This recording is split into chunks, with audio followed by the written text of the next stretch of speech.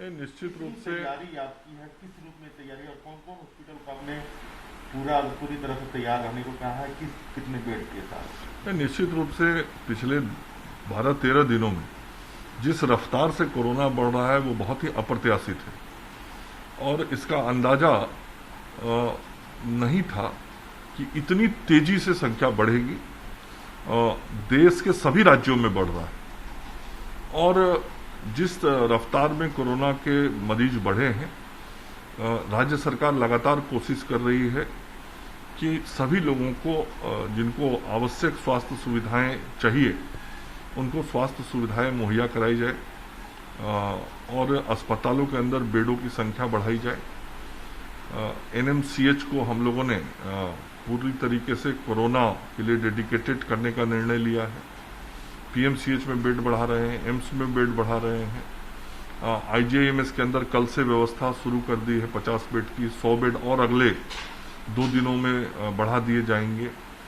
इसके अलावा अन्य मेडिकल कॉलेजेस भी लगातार अपनी व्यवस्था में बेडों की संख्या का विस्तार कर रहे हैं। प्राइवेट हॉस्पिटल्स के अंदर भी सुविधाएं लोगों को दी जा रही हैं और अधिकतर जो प्राइवेट हॉस्पिटल हैं उनसे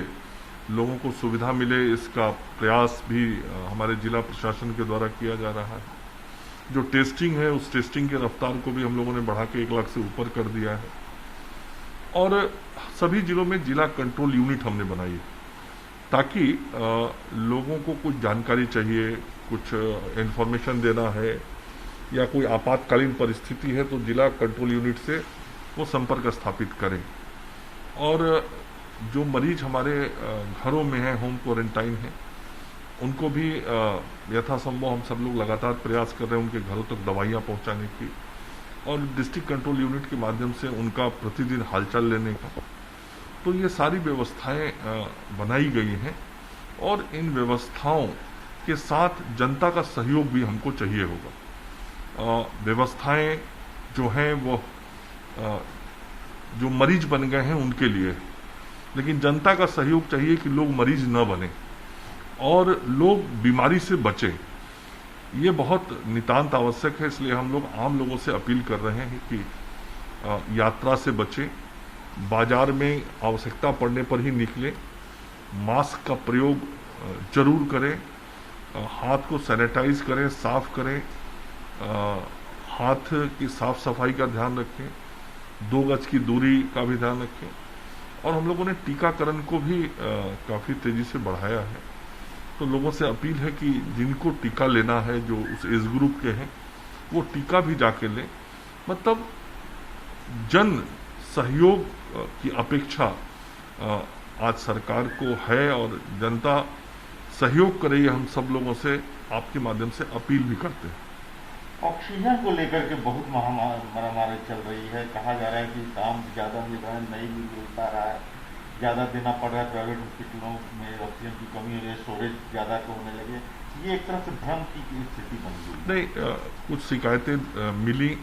कि कहीं कठिनाई हो सकती है, ये संभावना व्यक्त किया गया, तो तुरंत राज्य सरकार ने इस पर एक्शन लिया और हमारे प्रधान सचिव और उद्योग विभाग के प्रधान सचिव ने संयुक्त बैठक की। फिर पटना के जो जिलाधिकारी हैं वो लगातार सारी स्थिति पे नज़र रख रहे हैं और आवश्यकता अनुसार दंडाधिकारियों की नियुक्ति की गई है, मजिस्ट्रेट बहाल किए गए हैं जहां से आपूर्ति होती है, ताकि जिन अस्पतालों को सिलेंडर की ज़रूरत है किसी को कमी नहीं हो। और अभी तक सिलेंडर की किसी को कमी नहीं हुई है। यह जो उनके सप्लाई का चेन है वो बना रहे, इसके लिए सतत निगरानी जिलाधिकारी के नेतृत्व में जिला प्रशासन की तरफ से किया जा रहा है। दवाई को लेकर के बहुत खराब स्थिति है, हालांकि केंद्र सरकार ने 3 दिन पहले निर्णय लिया कि 6 कंपनियों को और अनुमति दे दी है कि वो इस इंजेक्शन को बनाए और रेट जो है 3,500 फिक्स करने की बात की गई थी, लेकिन अभी पटना और बिहार की स्थिति उस हिसाब से नहीं। आपने देखा होगा 2 दिन पहले जो निर्माण होता है रेमडेसिविर का,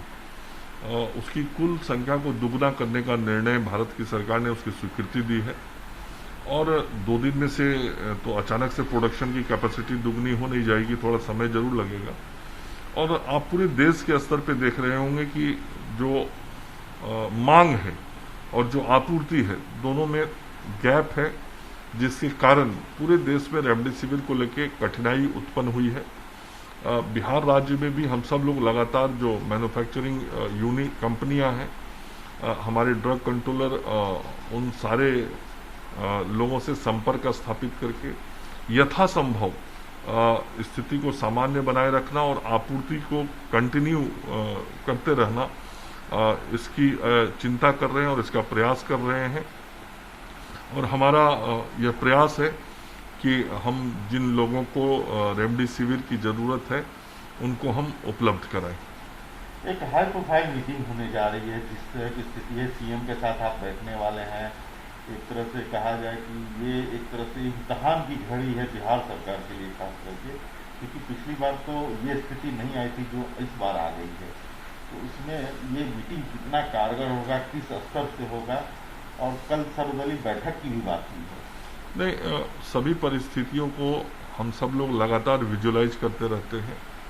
और माननीय मुख्यमंत्री जी के स्तर पे प्रतिदिन कोरोना के संदर्भ में पिछले 1 साल से जब से इस बीमारी की शुरुआत हुई है, उनके स्तर से समीक्षा भी होती है, आवश्यक निर्देश भी उनके द्वारा दिए जाते हैं, मेरे स्तर पर भी समीक्षा होती है और जो जो कुछ कार्य करने होते हैं स्वास्थ्य सेवाओं को बेहतर करने के लिए, वो हम सब लोग करते हैं। तो ये रेगुलर काम का एक पार्ट है और आज भी हम लोग माननीय मुख्यमंत्री जी के साथ बैठेंगे। पूर्व में भी बैठकें होती रही हैं और ये बैठक हम लोग करके पूरी समीक्षा करते हैं, व्यवस्थाओं को और बेहतर करने के संबंध में आवश्यक निर्देश दिए जाते हैं और जो कुछ कठिनाइयां होती हैं उन सारे विषयों पे एक एक बिंदु पे गंभीरता से डिटेल में चर्चा करके समुचित निर्णय लिया जाता है, फिर उसको क्रियान्वित करने के लिए अधिकारियों को कहा जाता है। तो माननीय मुख्यमंत्री जी हर चीज पे स्वयं निगाह भी रखते हैं। तो आज वैसे ही बैठक होगी और ऐसा पहले भी होता रहा है। कल सर्वदलीय बैठक है और कल जो सर्वदलीय बैठक होगी उसमें जो हमारे राजनीतिक दल के लोग हैं, महामहिम राज्यपाल महोदय ने बैठक बुलाई है और महामहिम राज्यपाल महोदय की अध्यक्षता में वो बैठक होने वाली है।